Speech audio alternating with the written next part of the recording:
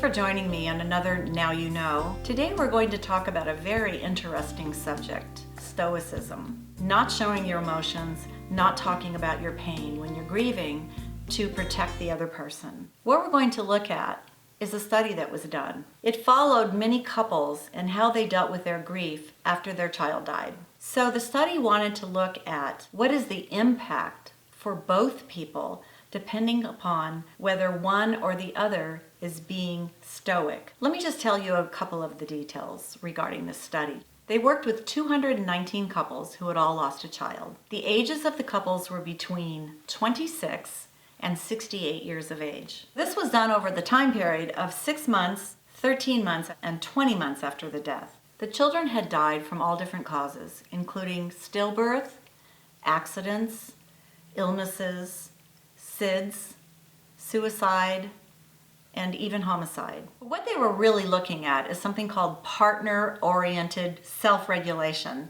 It's POSR. Basically what that does is captures the way people avoided talking about the loss or being stoic and acting like they're okay to try to protect their partner. It was the first time they ever looked at whether being strong or stoic or holding back or not expressing or showing your pain or your tears to other people in your family. It looked at whether that works or not. Does that enhance? Does that help you? Or is that hurting your grief journey?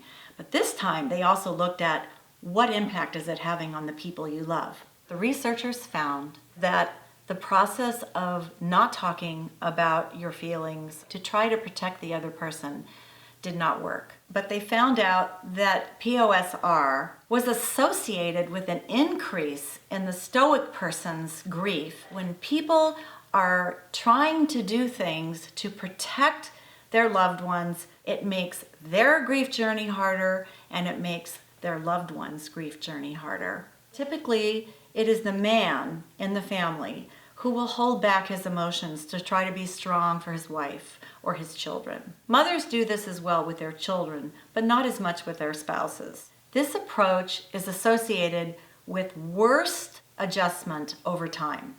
In other words, protecting your partner has the opposite effect. And the process for both people, or even the children in the family, had a much harder time for a longer period of time. If you want to protect your partner and help your partner, share in the grief with him or her.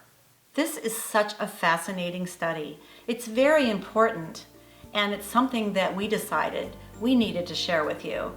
Now you know that being stoic to protect your loved ones doesn't work.